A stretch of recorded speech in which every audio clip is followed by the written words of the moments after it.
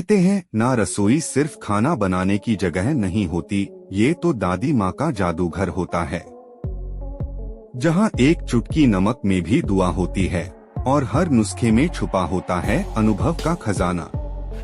आज मैं तुम्हें बताने वाला हूँ ऐसे 5 पक्के दादी माँ के नुस्खे जो तुम्हारी सब्जियों को ताज़ा रखेंगे, रसोई को चमकाएंगे और खाना इतना स्वादिष्ट बना देंगे कि पड़ोसी भी पूछेगा, भाई ये खुशबू किधर से आ रही है।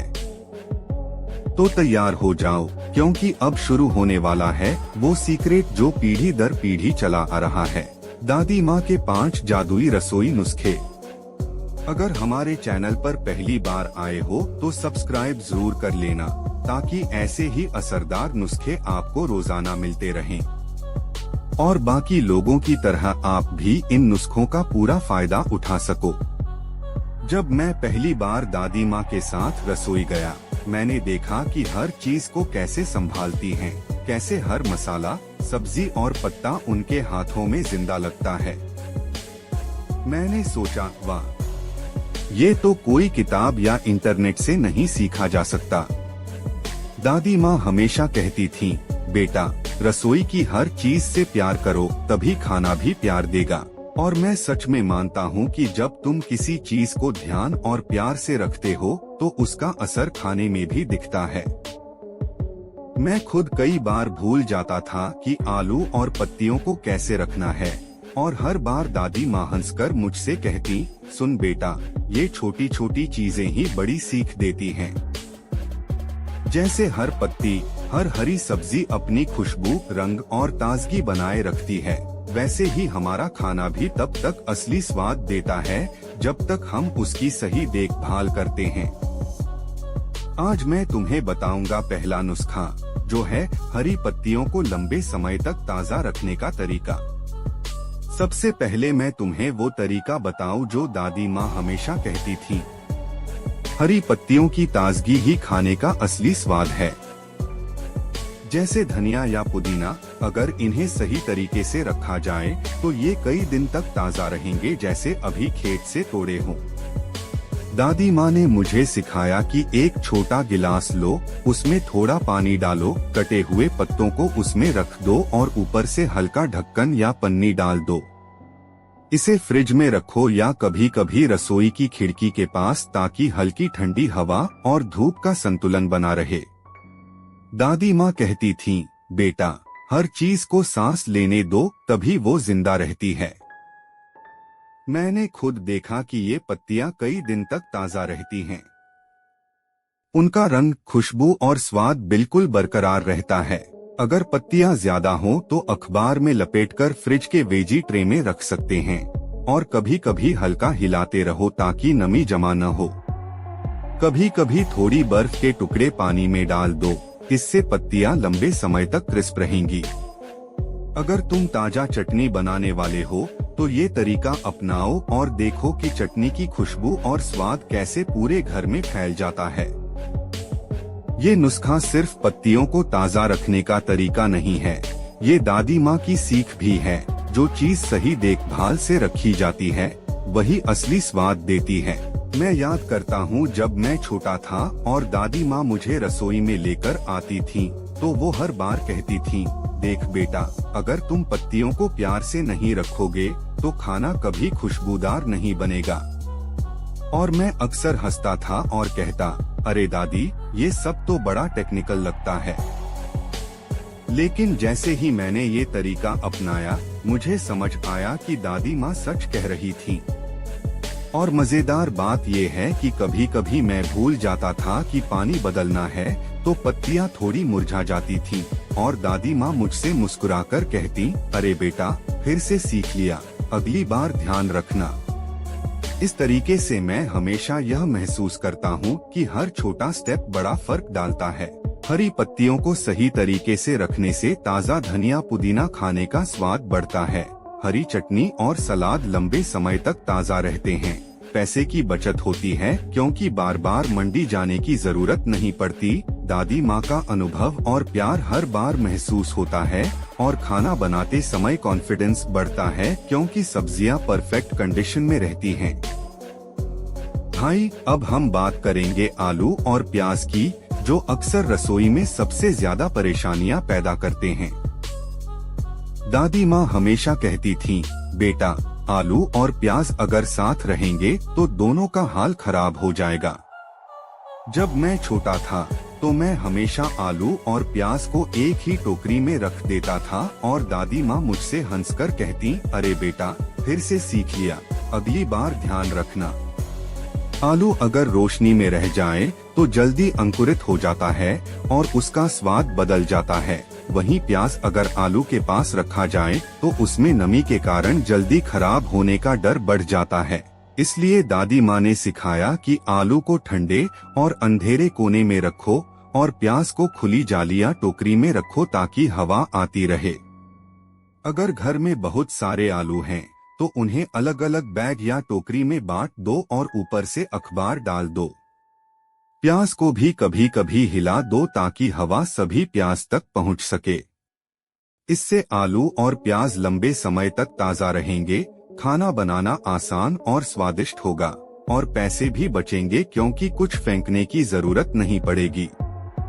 अब बात करते हैं कटे फल और सब्जियों की, जो अक्सर कटते ही काले पड़ जाते हैं या जल्दी खराब हो जाते हैं। दादी माँ कहती थीं, बेटा फल और सब्जियां भी हमारी तरह हैं, उनकी देखभाल करो।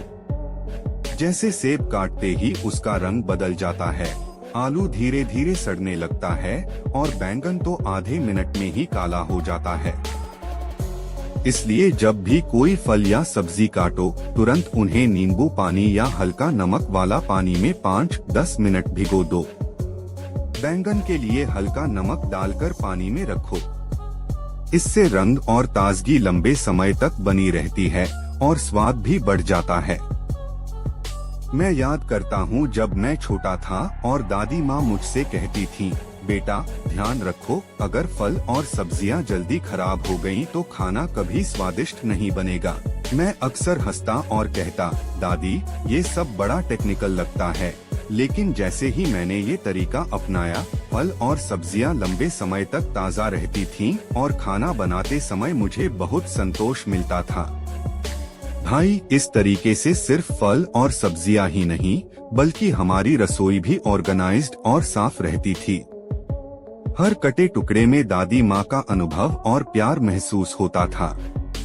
जब मैं आलू प्याज और कटे फल सब्जियों के साथ ये सभी तरीके अपनाता, मुझे लगता कि दादी माँ मेरे पास खड़ी हैं और मुस्कुरा रही हैं। सही रखा बेटा, यही तरीका है। इन छोटे छोटे स्टेप्स को अपनाकर तुम देखोगे कि खाना बनाते समय ताजगी और स्वाद का लेवल बहुत ऊपर चला जाता है। इससे फायदा यह होता है कि आलू और प्याज लंबे समय तक खराब नहीं होंगे, कटे फल और सब्जियों का रंग लंबे समय तक ताज़ा रहेगा, खाना स्वादिष्ट और हेल्दी बनेगा, पैसे की बचत होगी क्योंकि कुछ फेंकने की जरूरत नहीं पड़ेगी और रसोई हमेशा ऑर्गेनाइज्ड रहेगी। साथ ही दादी माँ की सीख हमेशा याद आएगी और तुम्हें लगेगा कि रसोई में उनका प्यार और अनुभव हर कदम पर मौजूद है। भाई अब हम बात करेंगे उन सब्जियों की जो अक्सर जल्दी खराब हो जाती हैं और जिनसे हर रसोई में दिक्कत होती है। दादी माँ हमेशा कहती थीं, बेटा जो आज बचा है कल काम आएगा, इसलिए सब्जियां कभी फेंक मत देना। और सच में जब मैंने ये तरीका अपनाया तब समझ आया कि उनका अनुभव किसी किताब से कम नहीं था। पालक, मटर, गोभी या कोई भी हरी सब्जी अगर सीधे फ्रिज में डाल दी जाए तो वो टूट जाएगी, मुरझा जाएगी और रंग बदल जाएगा। इसलिए दादी माँ ने मुझे ब्लांचिंग का तरीका सिखाया।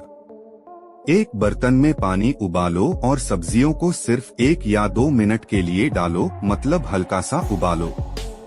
फिर तुरंत ठंडे पानी में डाल दो ताकि गर्मी रुक जाए। उसके बाद धीरे धीरे सब्जियों को सुखाकर एयरटाइट बैग या कंटेनर में डाल दो और फ्रिज या फ्रीज में रख दो। मटर जैसी छोटी सब्जियों को ब्लांचिंग के बाद हल्का सा तेल लगा दो ताकि फ्रीज में जमने के दौरान चिपके नहीं। पत्तेदार सब्जियों को सुखाते समय अच्छे से फैला दो ताकि पानी ना बचे और फ्रीजिंग के बाद नमी कम हो। भाई, जब मैंने यह तरीका अपनाया तब मैंने देखा कि सब्जियां महीनों तक ताज़ा रहती हैं। रंग, खुशबू और स्वाद बिल्कुल बरकरार रहता है, जैसे अभी खेत से तोड़े हों। दादी माँ कहती थीं, बेटा, सब्जियों की देखभाल करना मतलब अपने खाने की सुरक्षा करना।